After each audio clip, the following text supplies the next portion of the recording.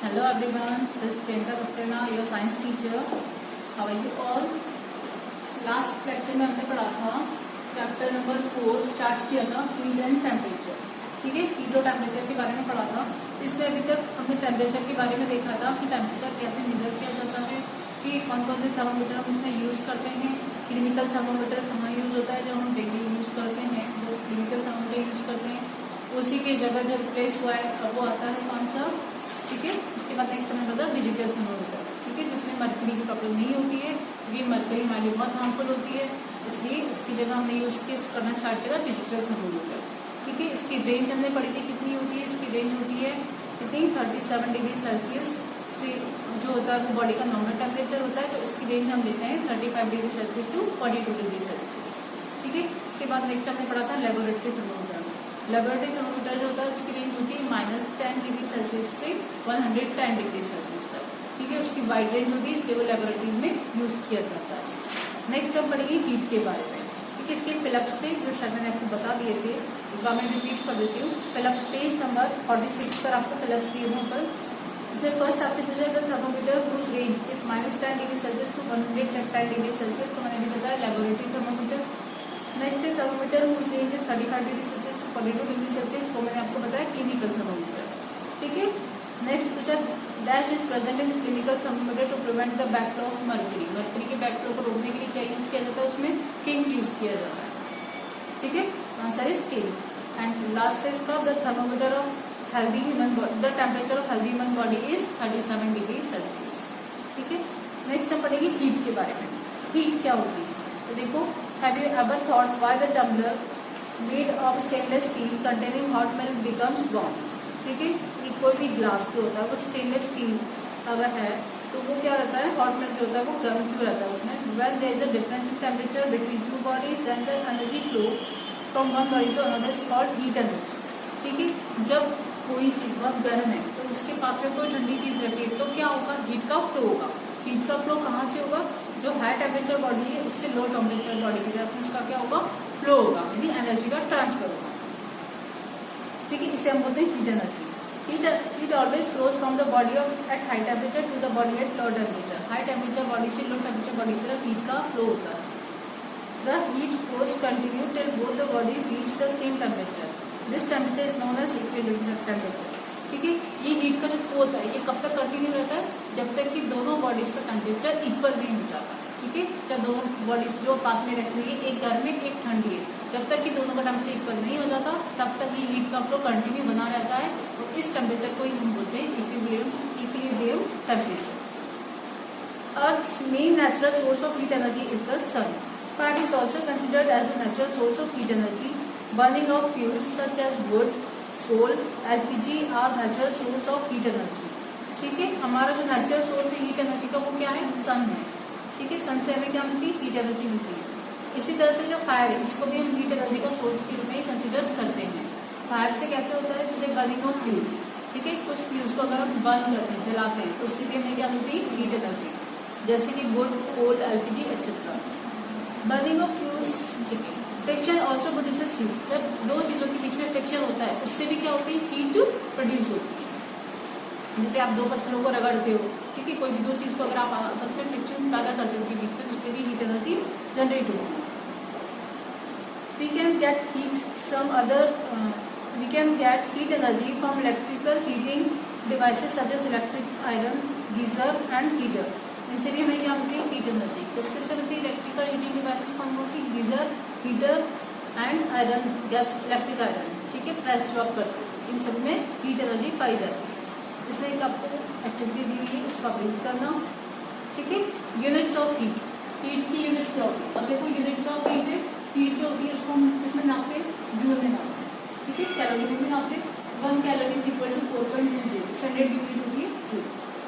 1 joule will be equal to 1/4.2 calorie. ठीक है, अगर 1 कैलोरी में 4.2 जूल होता है, ठीक है, 4.2 जूल की इक्वल होता है, तो 1 जूल किसके बराबर होगा, 1 जूल 4.2 को डिवाइड कर देंगे 1/4.2 कैलोरी के इक्वल होगा। और 1 kilo calorie is equal to 1000 calorie. Kilo मतलब 1000, 1 kilo calorie is equal to 1000 calorie. ठीक है, general effects of heat. Heat के जनरल इफेक्ट्स क्या होंगे, तो first heat brings about change in temperature, ठीक है, टेम्परेचर में क्या ला देती है, हीट चेंज कर देती है, चेंज ला देती है। When we supply heat to a solid, liquid or gaseous substances, its temperature increases. Similarly, if a hot material gives out heat, its temperature falls. ठीक है, जब हम हीट क्या करते हैं, सप्लाई करते हैं किसको, सॉलिड, लिक्विड और गैसियस सब्सटेंस। तो कोई सॉलिड को अगर हम हीट देंगे या कोई लिक्विड है उसको या फिर कोई गैस है उसको, तो क्या होगा, इट्स टेम्परेचर इंक्रीजेज, उसका टेम्परेचर क्या होगा, इंक्रीज होगा, बढ़ेगा। ठीक है, similarly if hot material gives out heat energy, अब हीट एनर्जी कौन दे रहा है, जो हॉट है, जो गर्म है, वही चीज हमें हीट देगी, तो उसका टेम्परेचर जो गर्म है उसका तो दम कम होगा, जब वो हीट एनर्जी को पास कर देगी उसका टेम्परेचर कम होता जाएगा, और जिस बॉडी का टेम्परेचर कम है उसका टेम्परेचर बढ़ता जाएगा। ठीक है, ये इसके इफेक्ट्स हैं। सेकेंड है, heat can bring change in dimension, heat क्या करती है, डायमेंशन में भी चेंज ला देती है। किस तरह से, when we increase the temperature of a substance, its dimension such as length, area and volume increases. ठीक है, अगर हम किसी भी चीज को अगर हम हीट देते हैं तो क्या होता है, उसमें एक्सटेंशन होना स्टार्ट होता है। ठीक है, उसकी बॉडी में चेंज होना स्टार्ट होता है, यानी क्या होता है, उसकी लेंथ बढ़ जाती है, उसका एरिया बढ़ जाता है, उसका वॉल्यूम बढ़ जाता है। ठीक है, उसमें मॉलिक्यूल्स दूर दूर हो जाते हैं, मॉलिक्यूल्स जब दूर दूर होते हैं तो उसका एरिया को क्या करते हैं, वॉल्यूम को, एरिया को, लेंथ को बढ़ा देते हैं। Heat gives more energy to the particles that enables them to move faster and away from each other. ठीक है, जब हीट दी जाती है तो एनर्जी क्या करती है, वो पार्टिकल्स को मोर एनर्जी जो प्रोवाइड करती है, और ये क्या करता है, इनको फास्टर और एक दूसरे से दूर करने में, मतलब इसके मॉलिक्यूल्स को क्या करते हैं, एक दूसरे को दूर कर देते हैं, तो उसका एरिया, वॉल्यूम और ये लेंथ क्या होती है, बढ़ जाती है। Thus the particles take more space, which results in increase in the volume of the substance. The increase in size of an object on heating is called thermal expansion. ठीक है, अगर किसी भी सब्सटेंस की साइज में increase होता है heat देने पर, किसी में अगर हम हीट देंगे किसी बॉडी को, उसकी साइज में अगर चेंज आता है यानी उसकी अगर साइज बढ़ जाती है तो इसको हम बोलते हैं thermal expansion. Similarly when a hot body gives out heat energy, it cools, that is it's dimensions decreases. Thus the bodies expand on heating and contract on cooling. ठीक है, अगर हम किसी चीज को हीट देते हैं तो उसकी बॉडी का जो एरिया होता है वो बढ़ जाता है, वॉल्यूम बढ़ जाता है, और जो हीट दे रहा है उसका एरिया क्या होता है, कम हो जाता है, यानी वो कॉन्ट्रैक्ट होना स्टार्ट होता है। ठीक है, यानी हीट एनर्जी क्या करती है, अगर हीट एनर्जी हम पास कर दे रहे तो वो क्या करेगा, उसको बढ़ा देगा, ठीक है, एक्सपांड कर देगा। और अगर कॉन्ट्रैक्ट होगा, और जब कूल होता है तो बॉडी अगर कूल होना स्टार्ट करती है हीट एनर्जी देने के बाद वो कूल हो जाएगी, तो उसका एरिया क्या होगा, कॉन्ट्रैक्ट होने लगेगा, कम होने लग जाएगा। ठीक है, इसका मतलब क्या हुआ, Thus the body expands on heating, heat देने पर एक्सपांड होती है, एंड कॉन्ट्रैक्ट ऑन कूलिंग, और कूल होने पर कॉन्ट्रैक्ट होने लगती है, यानी सिकुड़ने लगती है। Expansion in solids, as solids have a definite shape and their particles are closely packed, so it shows all three types of expansion, that is linear expansion and increasing in length, superficial expansion increasing in area, and cubical expansion increasing volume। ठीक है, तीन तरह के expansion होते हैं solids में। अगर हम किसी सॉलिड को हीट प्रोवाइड करते हैं तो उसमें तीन टाइप्स के हमें क्या बनते हैं, एक्सपांशन मिलते हैं। लीनियर यानी उसकी लेंथ में इंक्रीज होता है। ठीक है, इसके बाद नेक्स्ट आता है सुपरफिशियल। सुपरफिशियल क्या होता है, एरिया, जैसे कि कोई भी एक जिस तरह की कोई भी एरिया यानी लेंथ और ब्रेड्थ दोनों में इंक्रीज होना। ठीक है, और थर्ड होता है वॉल्यूम एक्सपांशन। ठीक है, वो क्यूबिकल एक्सपांशन जिसको हम बोलते हैं, यानी कि उसकी लेंथ, ब्रेड्थ और हाइट तीनों चीज इंक्रीज होती है, तो इसका मतलब क्या हुआ, उसकी वॉल्यूम इंक्रीज होती है। ठीक है, applications of expansion in solids. Solid में जो एक्सपांशन होता है उसकी एप्लीकेशंस क्या क्या होती हैं, तो an iron rim is heated before being fitted on the tyres. ठीक है, जब टायर में फिट की जाती है कोई भी आयरन रिम तो उसको हीट किया जाता है। ठीक है, उसको हीट प्रोवाइड की जाती है। कोई भी आयरन रिम आपने देखी होगी टायर्स में लगी होती है, तो उसमें फिट करने से पहले उसको हीट दी जाती है, उसको गर्म किया जाता है। The resulting expansion enables the rim to be slipped easily over the wheel। ठीक है, वो जो होता है इसमें एक्सपांशन वो इजीली उसके अंदर क्या करते हैं, व्हील के अंदर उसको फिट कर देता है। ठीक है, second is small gaps are left between the railway tracks to accommodate the expansion of the metal during summers. आपने देखा होगा कि जो रेलवे ट्रैक्स होते हैं, ठीक है, उसमें थोड़ी थोड़ी दूरी पर उनमें जो पूरी लाइन होती है उसके बीच में गैप दिया जाता है थोड़ा सा। वो गैप क्यों होता है कि जब समर्स आते हैं, समर में क्या होता है, टेम्परेचर इंक्रीज होता है। ठीक है, जो रेलवे पटरी होती है उसका टेम्परेचर जैसे ही बढ़ता है, क्योंकि लोहे की बनी होती है, और टेम्परेचर जब बढ़ेगा तो क्या होगा, उसमें एक्सपांशन होना स्टार्ट होगा, उसकी लेंथ बढ़ने लगेगी, तो वो जो बीच का गैप है वो फिल हो जाएगा उससे। ठीक है, उस गैप को इसलिए दिया जाता है जब उसमें एक्सपांशन हो उसकी लेंथ में, यानी उसके मटेरियल में, जब मेटल में एक्सपांशन हो तो उससे कोई प्रॉब्लम ना आए। Third, a thick walled glass tumbler sometimes cracked when boiling water is poured into it. This is due to the rapid expansion of the inner surface of the glass tumbler than that of the outer surface. Yes, a thick walled glass tumbler sometimes cracks when boiling water is poured into it. जब किसी मोटे कांच के गिलास में पानी को डाला जाता है तो कई बार वो क्रैक हो जाता है। क्रैक क्यों होता है कि जब उसमें एक्सपांशन होता है इनर वॉल में, क्या होता है कि जो मोटी वॉल होती है तो बाहर तक तो वो हीट पहुंचने में टाइम लगता है, उसकी जो अंदर वाली वॉल होती है उसमें जब एक्सपांशन होता है बाहर नहीं होता है तो वो क्रैक हो जाती है।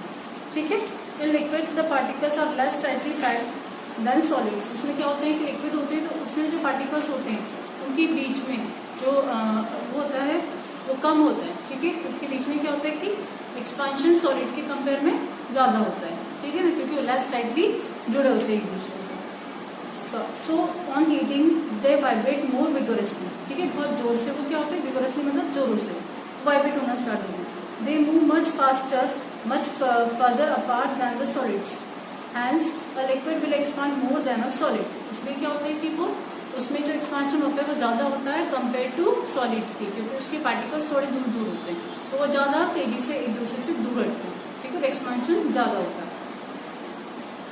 Applications of expansion in liquids. Liquid में जो एक्सपांशन होता है उसकी एप्लीकेशंस क्या होती हैं? When a clinical thermometer is kept in contact with the hot body. जब हम क्लिनिकल थर्मामीटर यूज करते हैं, ठीक है, अगर हमारी बॉडी का टेम्परेचर ज्यादा है तो हम क्या करते हैं, फीवर नापने के लिए थर्मामीटर का यूज करते हैं। तो मर्क्यूरी जो होती है उसमें mercury inside it expand and rises, the new level of mercury indicates the temperature of the body. उसमें जो मर्क्यूरी फिल होती है उसका उसमें एक्सपेंशन होना स्टार्ट होता है, क्योंकि जो टेम्परेचर है वो क्या करती है, हीट प्रोड्यूस करता है। हीट से वो होती है एक्सपेंशन होता है और वो उस लेवल तक आप लेते हैं जहाँ पर वो जब उसका फ्लो बंद हो जाता है वही टेम्परेचर हमें क्या शो कराता है, हमारी बॉडी का टेम्परेचर कितना है। Next, while heating liquids such as milk, they overflow. So the containers are not filled up to the brim. The empty part of the container gives free space for the liquid to expand. ठीक है, जैसे कि दूध, जब हम दूध को उबालते हैं तो जिस कंटेनर में हम दूध को रखते हैं उसको उसमें क्या होता है कि वो अगर हम ऐसा होगा कि उसमें अगर कम स्पेस बचेगी तो ओवरफ्लो हो जाएगा मिल्क, क्योंकि उसमें एक्सपेंशन ज्यादा होता है। एक्सपेंशन होगा तो दूध उफन के बाहर आने लगेगा। तो हम क्या करते हैं कि उसका कंटेनर इतना बड़ा लेते हैं और उसके जो टेम्परेचर होता है उसको मतलब जो भी जिसका हम कम करें इंडक्शन पे या गैस पे उसको हम थोड़ा सिम पे रखते हैं।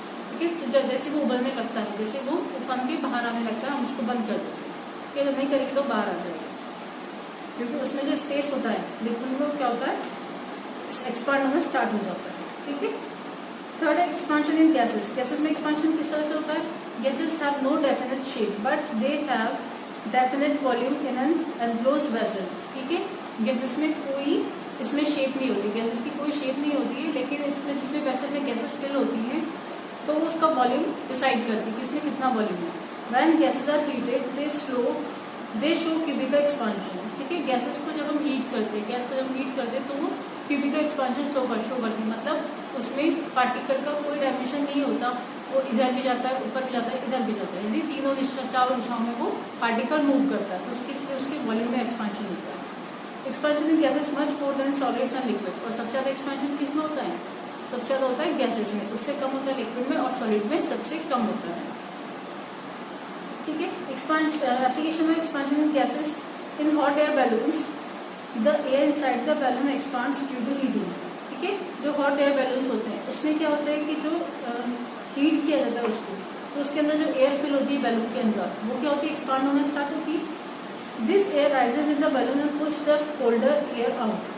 जब इसके अंदर जब इसको हीट दी जाती है तो इसके अंदर एयर ऊपर उठना स्टार्ट होती है। गर्म एयर ऊपर उठेगी तो जो ठंडी एयर है वो क्या होगी, वो वहां से उठना स्टार्ट होगी, वो बाहर निकलने लगेगी, और गर्म एयर उसको क्या करेगी, उसको बैलून को बड़ा कर देगी। वो जो होगी उसका क्या होगा कि देखो इधर pushes the colder air out, तो ठंडी एयर को बाहर निकाल देती है। Thus the balloon gets filled with hotter expanded air. ठीक है, फिर क्या होगा, धीरे धीरे उसमें जितनी भी गैस होती है वो सब पूरी गर्म गैस हो जाती है और वो क्या करती है, एक्सपेंडेड एयर होती है। As the air inside the balloon less dense than the air outside it rises up in the air. ठीक है, जो गर्म गैस होती है वो क्या होती है, उसकी डेंसिटी कम होती है कंपेयर टू ठंडी गैस के। तो बाहर की तरफ तो क्या है, बैलून के बाहर तो है ठंडी गैसेस जिनमें जो डेंसिटी होती है वो ज्यादा होती है, और जो अंदर उसके एयर है वो हीटेड एयर है, ठीक है, गर्म एयर है, उसकी डेंसिटी कम होती है तो वो ऊपर उठना स्टार्ट हो जाता है, ठीक है। वो हॉट एयर बैलून क्या होता है, ऊपर उठना स्टार्ट हो जाता है, उड़ना स्टार्ट हो जाता है। थर्ड है heat brings about change in state, ठीक है। उसकी स्टेट में भी कैसे चेंज कर देती है heat, when a liquid is heated its temperature increases up to a particular temperature, after a certain amount of time it starts boiling and changes into its gaseous state. During this change of state from liquid to gases the temperature remains constant, ठीक है। जैसे जैसे हम heat करते हैं किसी liquid को, जैसे कि हमने पानी को हीट करना स्टार्ट किया, गर्म करना स्टार्ट किया, एक पर्टिकुलर टेम्परेचर के बाद भी क्या होगा, उसमें बॉयल होना स्टार्ट हो जाएगा, यानी 100 डिग्री सेल्सियस हमको पता है कि इसका बॉइलिंग पॉइंट है। 100 डिग्री सेल्सियस तक जब टेम्परेचर पहुंचेगा तब तक तो पानी बॉयल होना स्टार्ट होगा और उसके बाद वो गैसेस फॉर्म में जाना स्टार्ट होगा, यानी कि उसमें क्या होगा, इवेपोरेशन स्टार्ट हो जाएगा, ठीक है। पानी क्या बन जाएगा, गैस बन जाएगा, ठीक है। इसमें फिल इन द ब्लैंक्स दिए हुए, नीचे फिलअप्स दिए हुए, इनको देखो। After absorbing heat liquids convert into, जब हीट को एब्जॉर्ब करते हैं तो लिक्विड किसमें चेंज होना स्टार्ट होता है, इसकी स्टेट लिक्विड से क्या बनने लग जाती है, गैस, तो यहाँ पर आ जाएगा gas. 1 calorie is equal to 4.2 joule, 1 calorie किसकी इक्वल होती है, जूल में 4.2 जूल की। Liquid show only dash expansion, liquid कौन सा एक्सपांशन शो करते हैं, लिक्विड जो होते हैं वो कौन सा एक्सपांशन स्टार्ट करते हैं, ठीक है। ये आपको बताना है कि कौन सा होता है, सुपरफिशियल, ठीक है। लिक्विड में कौन सा एक्सपांशन होता है, सुपरफिशियल। नेक्स्ट है मेथड्स ऑफ हीट ट्रांसफर। इसके आगे के जो टॉपिक्स है कन्वेक्शन और रेडिएशन, वो हम नेक्स्ट लेक्चर में पढ़ेंगे।